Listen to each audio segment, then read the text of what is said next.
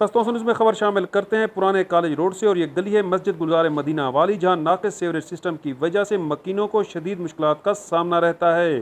ख़ुसूसी तौर पर नमाजी मस्जिद तक नहीं जा सकते।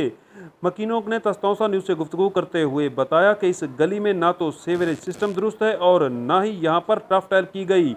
हम मुतअद्दिद बार इंतज़ामिया के पास गए मगर कोई तवज्जो नहीं दी गई। उनका कहना है, हम वज़ीर आला पंजाब से मुतालबा करते हैं कि इस गली के मसाइल फौरी तौर पर हल किए जाएँ। आइए आपको दिखाते हैं ये रिपोर्ट। अस्सलाम वालेकुम सर, काफ़ी अरसा थी कि सर मस्जिद गुलजार मदीना है गली का मसला है।